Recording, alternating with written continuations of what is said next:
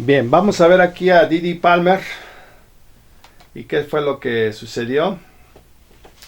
Aquí está la edad de los 25 años, era apicultor, las abejas, la miel de colmena y bueno, pues aquí su barba estilo Venustiano Carranza, ¿no? De aquellos años. Entonces Didi Palmer tuvo varias esposas, tomando en cuenta su estatus social bajo y el elevado índice de mortalidad en su tiempo, no fue muy afortunado con las esposas que tuvo, ya que algunas de ellas murieron. En aquel tiempo los niños se morían mucho, las señoras, los señores, había mucha mortandad, porque no había muchos médicos. Una de ellas, de sus esposas, que fue Vila, murió en 1905 por una fractura en una vértebra y por sobredosis de morfina para su dolor. Se fracturó la vértebra. O sea, una de sus esposas murió por un problema de columna vertebral. ¿Habrá sido esto el evento que detonó su interés por la columna vertebral? Probablemente. Sus primeras dos esposas, primero se casó con Ava Lord en 1871 en Nuevo Boston, pero la unión terminó en divorcio. Ella murió durante un parto el año siguiente. En 1874 se casó con Louvenia Launders Maggie, a quien describió como una dama de Nueva Orleans y la viuda de un oficial confederado. De esta unión nacieron 3 hijos cerca de Watchir, Iowa, pero 3 años después Louvenia Palmer también murió. O sea, no tenía, era el viudo negro, ¿no? No tenía muy buena fortuna con las esposas, se le morían.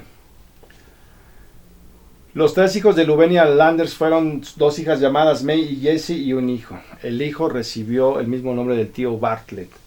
Su nombre completo era Joshua Bartlett, pero más tarde él se lo cambió a Bartlett Joshua, pues le parecía más bonito, más eufónico, ¿no? Así surgió el nombre de Bartlett Joshua Palmer o P.J. Palmer, ¿no?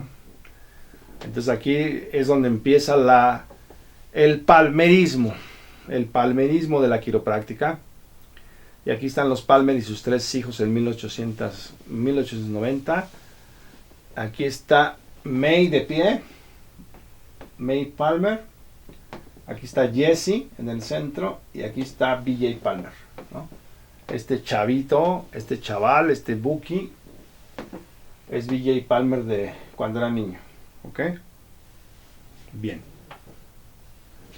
Después de la muerte de Louvenia, Palmer se casó por tercera vez, pero ahora con Martha Jennings. Palmer se casó ahora con Martha Jennings en 1885, pero el matrimonio terminó también en divorcio. Es que Daniel David Palmer era de un carácter muy tosco, muy agresivo, muy áspero, ¿no?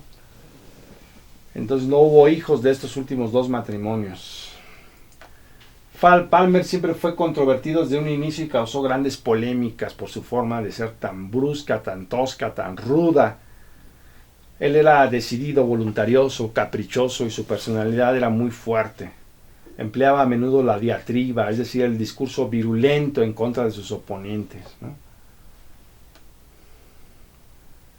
Bueno, pues aquí llega el magnetismo a los Estados Unidos, el mesmerismo. En 1836, Charles Poyen introdujo el mesmerismo y la curación magnética a los Estados Unidos y su práctica se esparció a todo el país a tal grado que la Brown University aceptó inicialmente una facultad sobre este tipo de terapia.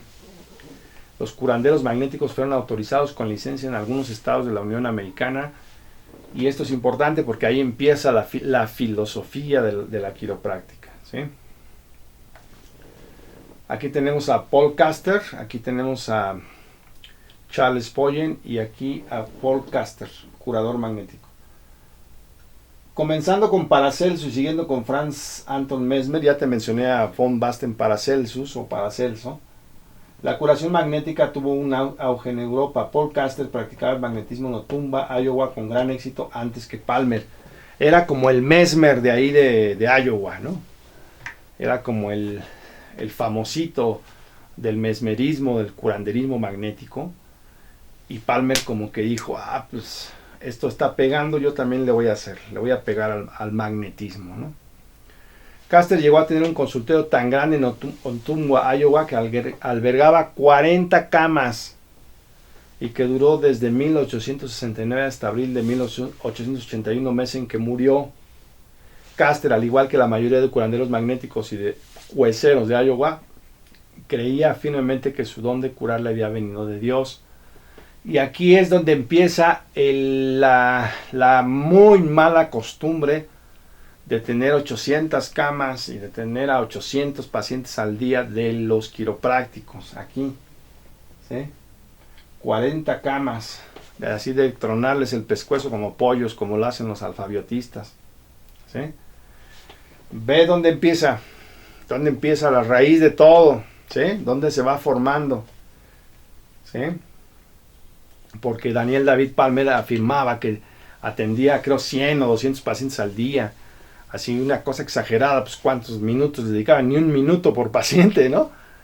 Entonces aquí está, ahí es donde empieza uno de los más grandes problemas de la profesión quiropráctica, ¿sí? Bien. Los dos discípulos de Caster, vamos a seguir hablando de este Caster, ¿sí? Su pequeño hospital llegó a publicar incluso una revista mensual que se llamó The Health Journal, la revista de la salud. Caster viajó por todo el país para predicar su evangelio magnético e incluso llegó al sur de Canadá. Fue tanto el impacto que provocó Caster en Iowa que tuvo 2 pacientes insignes, bueno, insignes entre comillas, Andrew Taylor Steele y Daniel David Palmer. ¿Te suena casualidad? ¿Te suena a algo fortuito, a algo circunstancial? Claro que no. La población de Kirksville, en donde surgió la osteopatía en 1874, se encontraba en las cercanías de Davenport, Iowa, donde vivía. En Kirksville vivía Steele, Andrew Taylor Steele, y en Davenport vivía Palmer. Entonces, haz de cuenta que Palmer vivía en Ciudad Nezahualcóyotl y Taylor Steele en Chimalhuacán, nada más cruzadas una avenida y eran poblaciones así muy pegadas. Eso también te dice mucho, ¿ok? Sobre este tema de Kirksville y Davenport también hay un artículo de la revista Chiropractic History, la historia de la quiropráctica.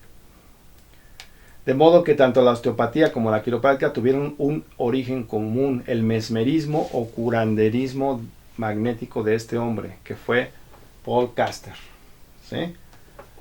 Ahí está, el gran Caster, o Caster. Entonces, Palmer estuvo 9 años como curandero magnético. En el año de 1886, Didi Palmer comenzó a trabajar como curandero magnético en Burlington, Iowa, donde estuvo tan solo un corto periodo de tiempo. En 1887 se mudó a Davenport, Iowa, en donde comenzó a publicar las revistas El Educador, La Cura Magnética, y años más tarde le cambió el nombre La Quiropráctica, ¿sí? Entonces ahí nos dice todo. Palmer lee sobre magnetismo. Palmer adquirió y leyó más tarde la obra intitulada Magnetismo Vital, The Life Fountain, la fuente de la vida, de Eddie Babbitt, de Nueva York, octubre de 1886. Es bastante probable que tal literatura, al igual que el ocultismo, lo haya inducido a convertirse en sanador magnético. Aquí está el libro, léelo, se llama All That Chiro, del historiador Yellow. Es una biografía de Daniel David Palmer. Aquí está la revista The Magnetic Cure, la curación magnética, y aquí está la imagen de Didi Palmer, ¿sí? Ahí está. Y aquí está su edificio, el edificio Ryan, donde se supone que fue donde efectuó el primer ajuste quiropráctico a Harvey Lillard y le devolvió la facultad de la facultad auditiva, porque tenía hipoacusia, y le ajustó T4 aquí en el edificio Ryan, ¿sí? Aquí es donde curaba magnéticamente y aquí es donde inventó la quiropráctica. Curador magnético, ¿ok?